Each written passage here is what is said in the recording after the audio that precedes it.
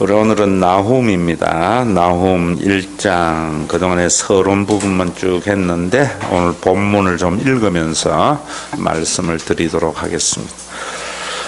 1298년 나훔 1298년 제가 읽으면서 말씀드리겠습니다. 니느웨에 대한 경고. 아수리아의 수도이죠. 이 아시리아는 이스라엘 백성들이 하나님의 백성다운 삶을 살지 아니할 때 하나님께서 그들을 징계하는 수단으로 삼은 나라입니다. 역시 우리도 하나님께서 우리가 하나님의 말씀대로 살지 아니하고 하나님의 뜻을 좇지 아니할 때 하나님께서 징계를 통해서 우리를 올바르게 회복하게 하시는 하나님이시죠. 이 니느웨에 대해서 나훔이라는 선지자가 묵시로 받은 하나님의 말씀입니다. 2절에 보면은 여호와는 질투하시며 보복하시는 하나님이시다. 여러분, 우리가 자꾸 하나님은 우리 하나님 안 섬기고 다른 신을 섬기면 우리를 질투하고 보복하는 하나님 이래 생각하니까 우리가 두려워서 하나님을 섬기는 그런 또 아주 공포 속에 복종하는 그런 신앙을 가지는데, 여기에 하나님은 질투하시고 보복하시는 하나님이라는 말은 제가 여러분들에게 말씀을 드렸지요. 이 부분에 대한 올바른 생각이 정말 중요합니다.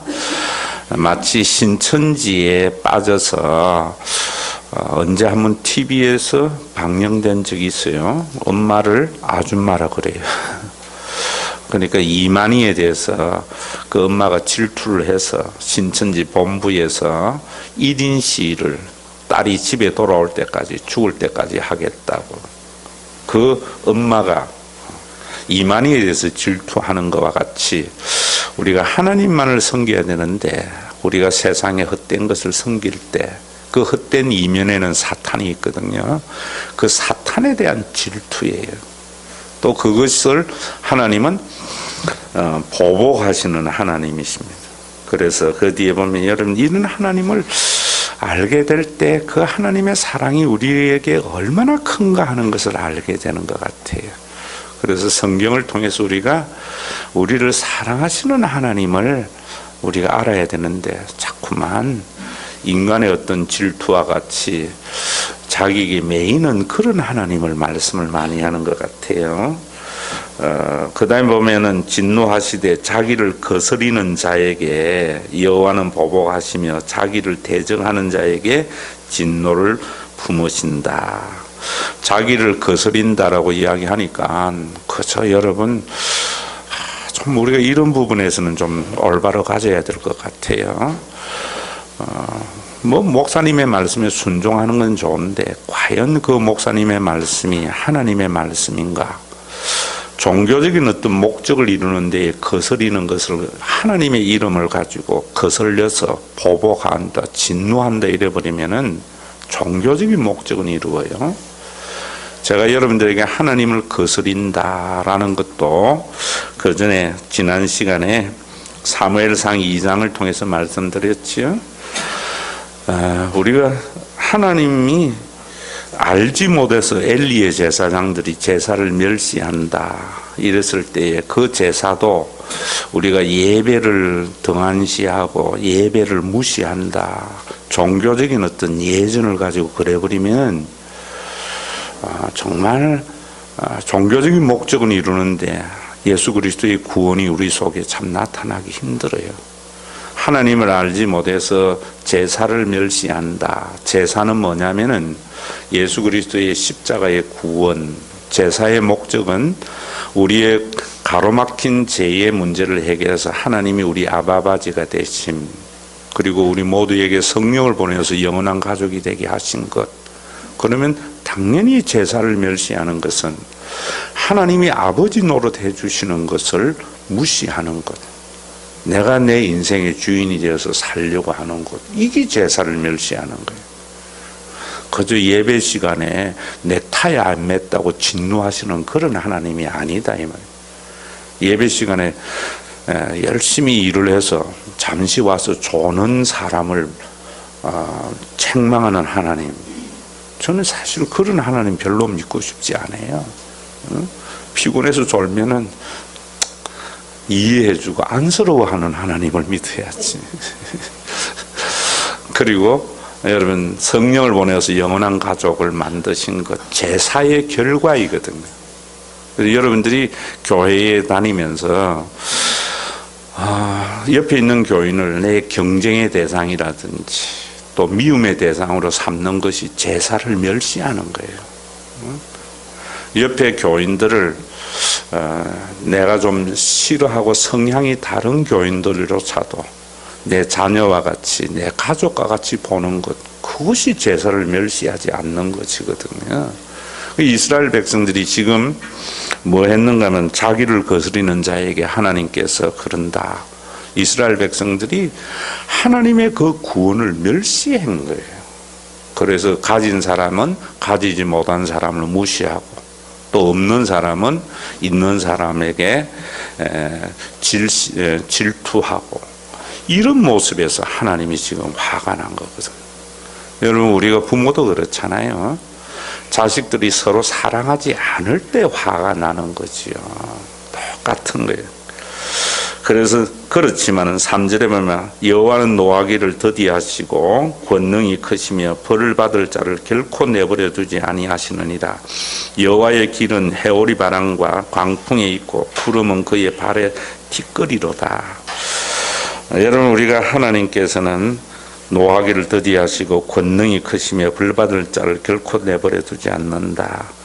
아시리아를 하나님께서는 몽둥이로 사용하였지만은 하나님께서 결코 그 아시리아를 사랑해서 그런 것이 아니고 하나님의 자녀들을 사랑하기 위해서 몽둥이도 사용했는데, 마치 그 아시리아가 하나님의 이러한 것을 알지 못하고 교만한 그 아시리아를 하나님은 반드시 심판하신다, 이런 말입니다.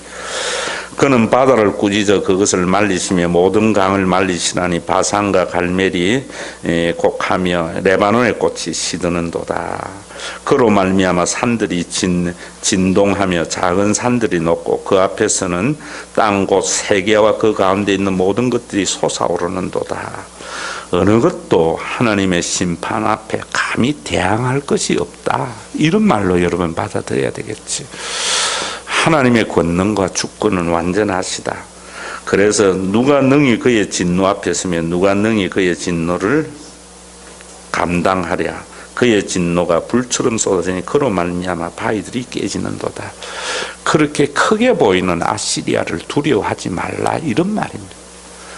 우리가 지금 보면은 미국이, 중국이 크게 보이는데 그런 거 두려워하지 마라. 그거보다 더 크신 하나님, 그들도 하나님의 주권 아래에 있다. 하나님께서 입김만 한번 불어도 사라진다, 이런 말입니다. 여러분, 예수 믿으면은 뭐 권력이 있고 돈이 많은 사람, 이런 사람 부러워하지 않아요. 여러분, 시편 1편에도 그러잖아요. 우리가 그 악한 것은 바람에 나는 겨와 같다. 바람에 나는. 예수 믿으면서 자꾸 뭐 부자 부럽고 잘된 사람 부러운 것은 우리가 하나님을 깊이 알지 못하고 예수 그리스도 안에서 일어난 구원을 알지 못하고 그저 인간이 만든 틀 속에서 인간이 만든 축복에 매여 있기 때문입니다. 정말 여러분, 하나님 알면은 그런 것이 그렇게 중요한 게 아니에요. 여호와는 선하시며 환난 날에 산성이로소다. 그는 자기에게 피하는 자들을 아시느니라. 하나님에게 피하는 사람이 어떤 사람입니까? 하나님이 내 소원을 들어줄 거다, 이거 아니에요. 하나님이 나에게 아버지 노릇해 주실 것이다. 이것이 하나님께 피하는 자라고. 여러분들이 여러 가지 염려 있죠. 자녀에 대한 염려, 사업에 대한 염려. 지난주를 하면은 우리가 어떻게 해야 어디서 떡을 사서 이 사람들을 먹이겠느냐, 우리의 생존에 대한 염려, 이 모든 것들이 있다고요. 우리 말씀을 듣고 기도하게 되면은 하나님이 아버지 노릇해 주실 것을 기대하며 사는 삶. 그러나 우리는 이러한 믿음이 있어도 미래를 알지 못하기 때문에 염려가 있어요. 목사님도 미래에 대한 염려 없는 게 아니에요. 누구나 인간은 미래를 알지 못하기 때문에 염려해요. 그 신앙의 고백을 해도. 그러나 우리가 뒤돌아보면은 여러분들이 언제나 하나님이 내 기도를 응답하셨다라고 하는 신앙은 뒤돌아보면은 이 믿음이 안 생기는 거예요. 뒤돌아보면서 하나님이 내가 원하는 대로가 아니라 하나님이 원하시는 대로 이끌어 오셨다라는 걸 알게 되면은 앞으로도 내 생각은 이렇지만은 하나님은 더 완전하게 이루어질 것에 대한 기대가 있다. 또 지난날 나를 뒤돌아보면서 나는 언제나 망할 짓, 잘못할 짓 했지만 하나님은 자신의 그 인자와 선하심으로 나를 인도해 갈 때에 앞으로도 나는 부족하고 연약해서 언제나 하나님 앞에 잘못된 일을 할지라도 의로운 손으로 붙들어 주시는 그 하나님. 성경을 보면서 이거 믿으셔야 돼요. 오늘 아침 새벽에도 제가 그런 말씀 드렸잖아요. 새벽에도 보면 이스라엘 백성들이 사무엘상에 보면은 왕을 요구한다고. 그래서 너희가 택한 자, 너희가 세운 왕. 우리 같으면 그거 안 들어줄 거잖아요. 자식들이 여러분 쓸데없는 그 요구하면 안 들어주잖아요.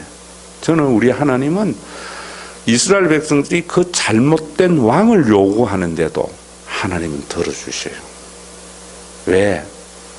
그 잘못돼서 잘못 갈지라도 그것을 통해서 더 온전히 하나님을 신뢰하게 하는 하나님의 놀라운 완전함이 그 속에 있거든요.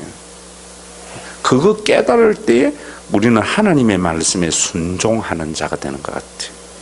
그래서 오늘 새벽에도 제가 찬양을 우리는 주님을 늘 배반하나 라는 찬양했거든요. 성경을 보면서 여러분 인간의 의가 아니라 인간의 죄악 가운데에서도 신실하신 하나님을 증거해야 되는데 우리는 자꾸만 하나님의 말씀에 순종하는 자에게 복 주고 거역하는 자에게 벌 주는 하나님이라 하니까 하나님에 대한 올바른 신뢰가 안 생기는 것 같아요.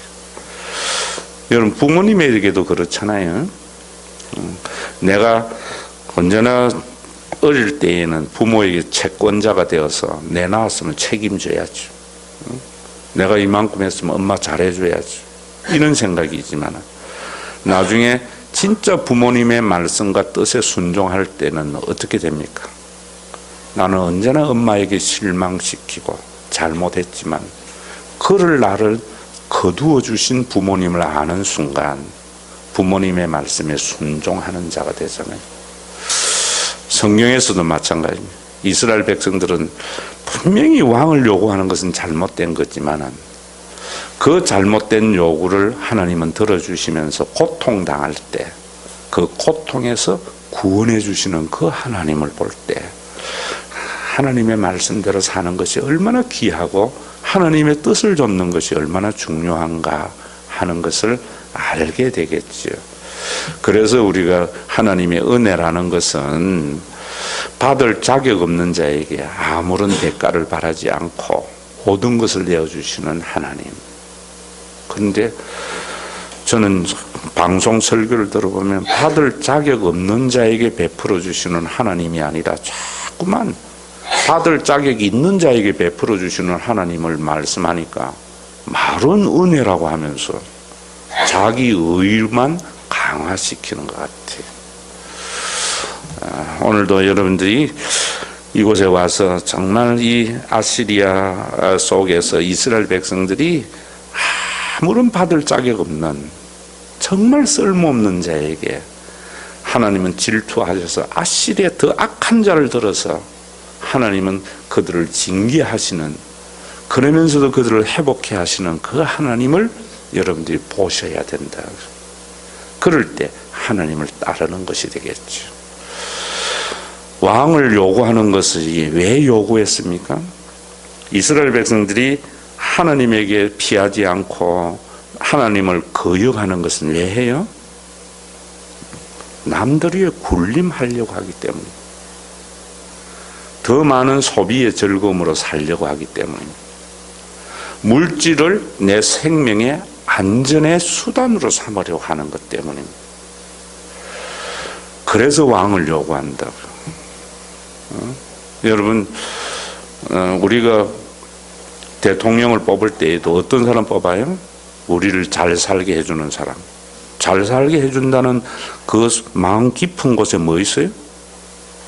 남들 위에 군림하려고 하는 마음이 있잖아요.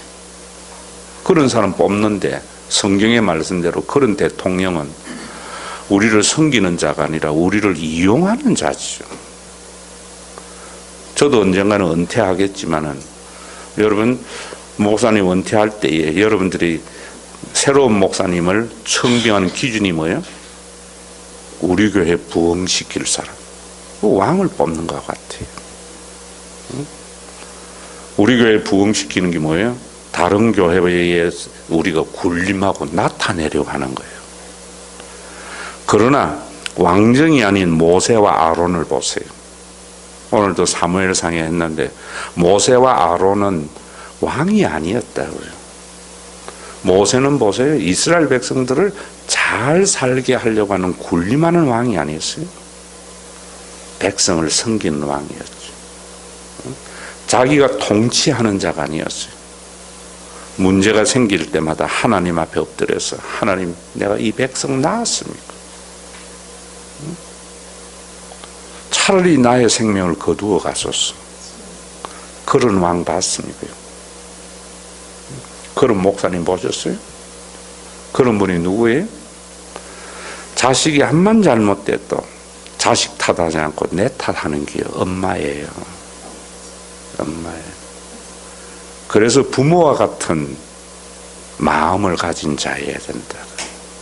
왕은 우리도 보지만 지금요, 대통령은, 인간적인 목사는 언제나 백성 탓, 교인 탓이에요. 저는 모세를 보면서 참 군림하는 왕이 아니라 섬기는 하나님의 쓰임받는 사역자를 본다. 거기 보면 아론도 마찬가지. 오늘 사무엘상에 보면 모세와 아론을 이야기하고 있는데, 아론도 제사장으로서의 종교적인 권력을 가지고 정치적인 권력을 탐하다가 미리암과 함께 한번 혼난 것 외에는 그 권력을, 종교적인 권력을 가지고 자신의 이익을 사용하지 않았다. 여러분, 오늘도 우리가 이런 부분들, 여러분들이 이 나훔을 보면서 남들 위에 군림하려고 하고 남들보다 더 많이 가져서 소비의 즐거움으로 살려고 하고 내가 많은 자원을 확보해서 내 생명의 안전을 도모하려고 하는 죄악을 소멸해야 돼요. 그저 일용할 양식, 한날의 만나를 만족하면서 정말 하나님이 주신 걸까 누리면서 나누면서 사는 이런 가치관을 우리가 가져야 된다고. 우리 그런 삶을 살지 아니할 때 하나님께서는 언제나 그런 왕들, 이스라엘의 역사를 보면서 그들이 요구했던 그 왕들이 얼마나 이스라엘 백성들을 억압합니까? 그들의 손에서 어떻게 구원하셔요? 예수 그리스도를 통해서 구원하셔요. 유대인들은 또 다른 위대한 다윗과 같은 솔로몬과 같은 왕을 기대하셨지만 주님은 그러시지 않았다. 하나님. 그래서 거기에 보면은 9절에 보면은 너희는 여호와께 대하여 무엇을 꾀하느냐? 그가 온전히 멸하시리니 재난이 다시 일어나지 아니하리라. 가시덤불같이 엉클어졌고 술을 마신 것 같이 취한 그들은 마른 지푸라기 같이 모두 탈 것이다. 아시리아 같은 거는 이스라엘 백성들에게 얼마나 크게 보였겠어요? 아무것도 아니라는 거예요. 아무것도. 이번에도 같이 선교여행 가신 분 뭐 한 5,000명 모이는 교회 당연해요. 참 뭐 쓸모없다니까. 왜 쓸모가 없어요? 인간이 우리가 한 것들이. 그래서 야, 생각이 다르구나. 생각이. 여러분, 우리가 이룬 건 하나님 앞에 의미 없어요. 그저 교인들 사랑한 거, 백성 사랑한 거, 그것만 영원히 기억되어져요. 여러분들도 마찬가지. 우린 자꾸만 뭔가 결과를 가지고 하나님께 영광 돌리려고 하는 것은 메시아적 망상이라 저는 그래 봐요. 그러면은 사람을 이용하게 됩니다. 사람을 섬겨야 되는 거죠. 아시리아가 그런 나라였어요. 하나님께서 그들이 그렇게 우상으로 섬겼고 그들에 의해서 징계를 당하면서도 그들을 부르했던 그 아시리아가 이렇게 된다는 거예요. 그래서 11절에 보면 여호와께 악을 꾀하는 한 사람이 너희 중에 나와서 사악한 것을 권하는도다. 이 사악한 것이 뭐냐면은 벨리알, 허무한 것, 별거 없는 것, 이런 말입니다. 참 세상에 살아보세요. 우리가 뭔가 이루었다는 것이 뭐 별거가 있는가? 헛된 것이나마 헛된 것. 여호와께서 이같이 말씀하시기를 그들이 비록 강하고 많을지라도 반드시 멸절을 당하리니 그가 없어지리라. 내가 전에 너를 괴롭혔으나 다시는 너를 괴롭히지 아니할 것이다.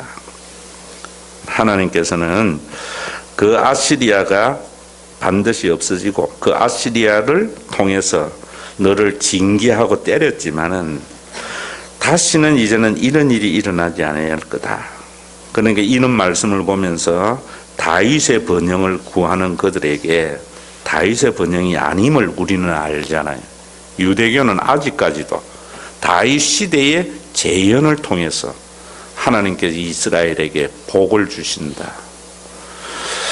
남들이 군림하는 그런 왕국이 새로 세워질 것을 바라였기 때문에 제자들의 발을 씻기는 예수님은 그들의 메시아가 될 수 없었고 그들은 예수님을 거짓 선지자로 십자가에 못 박았다. 오늘날도 저는 마찬가지라 봐요. 남들이 군림하고 소비의 즐거움으로 살고 그리고 많은 돈을 내 생명의 안전의 수단으로 삼는 사람들은 예수님을 십자가에 못 박는 거예요. 예수님은 그저 지난주에도 말했지만은 뭐 그래 사랑하다가 안 되면 뭐 죽으면 되지 뭐. 이 믿음이 있어야 될 것 같아요. 참 그 믿음이 쉽지 않은 것 같아요. 지난날 돌이켜보면 우리가 맨날 천국이 더 좋다고 하면서도 그 믿음이 없기 때문에 베레스우스와 같이 하나님의 법궤를 우리 손으로 붙들려고 하고 있다. 하나님의 법궤를 인간이 붙잡으려 하는 순간 그건 안 되는 것 같아요. 우리가 안 죽으려고 하는 것이 어떻게 보면은 하나님의 법궤를 우리 손으로 떠받치려고 하는 것과 같아요. 저는 참 이런 믿음이 앞에 있는 그런 신관, 우리는 늘 배반하나 여전히 우리를 사랑하시는 그 하나님, 대가를 바라지 않고 베푸시는 그 하나님을 성경에서 쭉 일관성 있게 봐야 돼요. 일관성 있게. 그런데 똑같은 성경이라도 어떤 분들은 어쩌면 그렇게 보는지 잘 보이면 복주는 하나님으로 다 각색해서 다 맞춰버린다. 이제 내게 지은 그 멍에를 내가 깨뜨리고 그 결박을 끊으리라. 나 여호와가 내게 명령하였으니 내 이름을 이미 다시는 전파되지 않을 것이라. 이스라엘의 이름이 드러나는 게 아니에요. 그 안에 있는 하나님이 드러나야 돼요. 자기네들이 이루었기 때문에 자기의 이름이 늘 드러나기를 바라거든요. 그것이 바벨 문화죠. 신과 회복이 있는 교회, 신과 회복이 있는 이 죽어져야 교회가 드러난다고 저는 봐요. 신과 회복이 있는 교회가 유명해지고 드러나게 되면 김종웅이 드러나겠죠. 그게 사라져야 교회의 주인 대신 예수님이 드러나지. 오늘날 여러분 교회 한번 보세요. 얼마나 웃겨요. 교회 하면은 예수님 떠올라야 되는데 목사님 떠오르잖아. 옛날에는요 안 안 그랬어요. 왜 안 그랬는가 하면 옛날에는 교회에 좋은 교회, 나쁜 교회가 없었어요. 요즘은 희한하게 성장하고 프로그램이 화려하면 좋은 교회인 줄 알아. 옛날에는 제 어릴 때만 해도 뭐 크고 이런 좋은 교회 하면 교회는 다 똑같은 교회지 뭐. 상황에 따라서 좋고 크고 작고가 있는 거죠. 조용기 목사가 이 시대에 동백에서 개척하면 결코 여의도 순복음교회 세울 수 없습니다. 환경이 만들어내는 거예요. 성장과 발전을. 그 사람의 능력이 아니에요. 박정희 대통령이 지금 통치한다면은 경제 발전을 이룰 수 없어요. 그 시대의 환경이 그걸 만들어냈는데 인간은 그 사람을 영웅시해요. 그 사람을. 우리는 그 이면에 하나님을 보셔야 돼요. 환경을 사용하시는 그 하나님, 그 사람을 사용하시는 그 하나님을 보는 것이 영적인 눈이에요. 성경을 보면서도 그 이면에 하나님을 봐야 되는 거죠. 거기에 보면은 내 신들의 집에서 새긴 우상과 부은 우상을 멸절하며 내 무덤을 준비하래. 이는 내가 쓸모없게 되었다. 쓸모없게 된 게 뭐가 쓸모없는 것이? 우상 숭배하는 것. 쓸모없게 된 것은요, 하나님이 아버지 노릇 해주심을 믿지 아니하고 자기가 뭔가를 이루려고 하는 것이고요. 다른 사람을 가족의 눈으로 보지 않고 경쟁의 대상으로, 극복의 대상으로 보는 것이 쓸모없게 된 거예요. 하나님 앞에서. 우리는 자본주의적 가치관에서 능력 있는 사람, 효율성이 있는 사람, 이런 걸 자꾸 쓸모라고 해요. 그건 자본주의적 가치관으로 보는 거예요.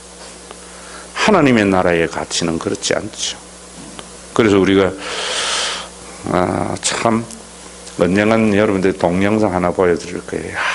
정말 전만철 장로님이 보낸 동영상을 보는데 정말 눈물 나더라고. 어제 가족은요, 뭐 그 청년이 그래 놨어요. 사람이 태어나는 게 세 가지로 배 아파서 태어나는 자식도 있고, 제왕절개로 태어나는 자식도 있고, 가슴으로 태어난 자식이 있는, 자기는 가슴으로 태어난 자식이래. 그 입양한 엄마의 이야기를 쭉 하는데, 정말 여러분, 우리가 얼마나 사람에 대해서 효율로 봅니까? 얼마나 공동체 유익이 되느냐, 손해가 되느냐로 우리 보잖아요. 그러니까 우리는 언젠가는 우리가 쓸모없게 되는데, 그 쓸모없는 데에서 우리가 제외되지 않고 낙오되지 않으려고 얼마나 발부둥치고 힘들어요. 교회에서도. 근데 가족은 뭐예요? 남들이 다 쓸모없는다고 내팽개치는 그 사람을 소중히 여기거든요. 볼지어다 아름다운 소식을 알리고 평화를 전하는 자의 발이 산 위에 있도다. 여기에 아름다운 소식을 전하고 평화를 전하는 자의 발, 누구를 말하겠어요? 예수님을 말해요. 나훔은 이가 누군 줄 몰랐어요. 우리가 나훔의 이 말이 예수님인 것을 우리는 알아야 돼요. 그래서 제가 여러분들에게 말할 때에 예수님의 교훈을 따르자, 예수님을 본받자, 행함의 종교가 아니에요. 모든 성경은 예수님을 말씀하는 거예요. 구약의 모든 것은 예수님을 말씀하는 거지. 자꾸만 예수님을 본받자 따르자 하니까 우리가 예수가 되려고 한다.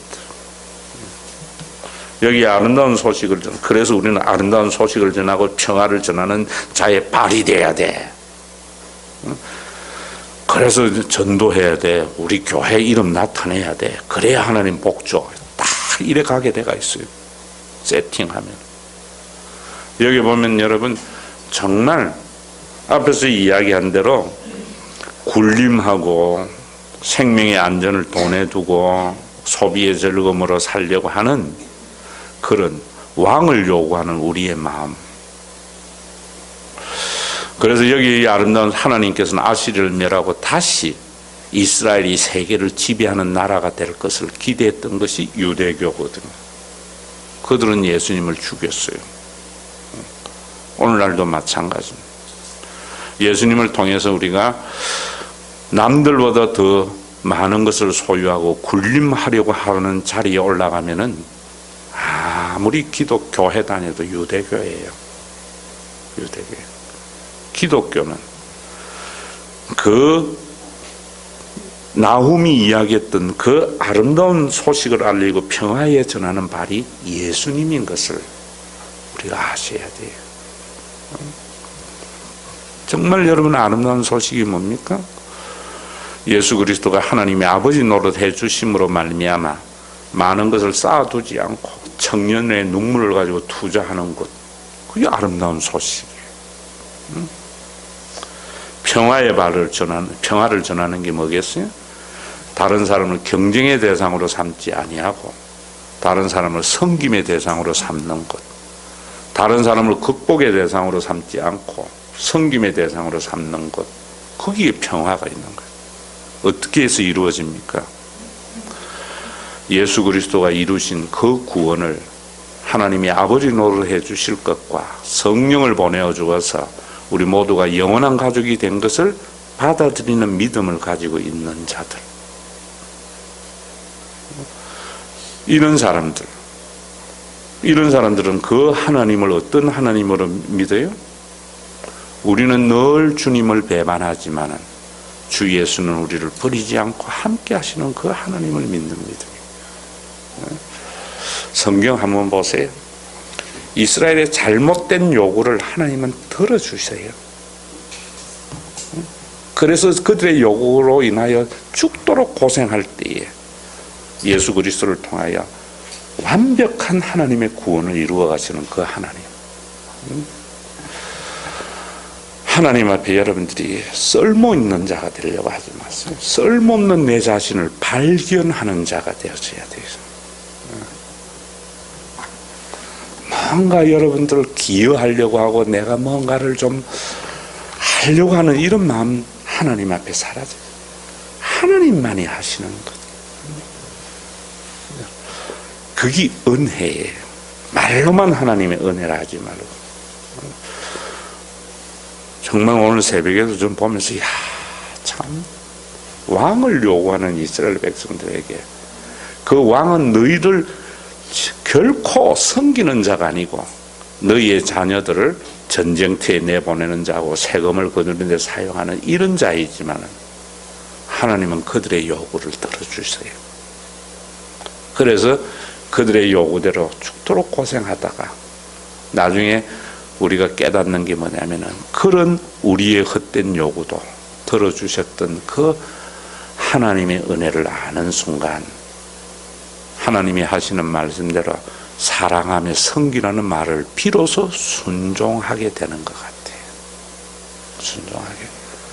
부모에게도 똑같은 것이라 생각해요. 나쁜 부모 말고요. 참 우리 부모들은 자식에 대해서도 자기가 메시아가 되니까 자기 식으로 다 키우려 하잖아요.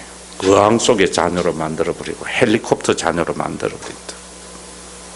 그러니까 자녀들이 부모의 은혜를 모르는 것 같아요.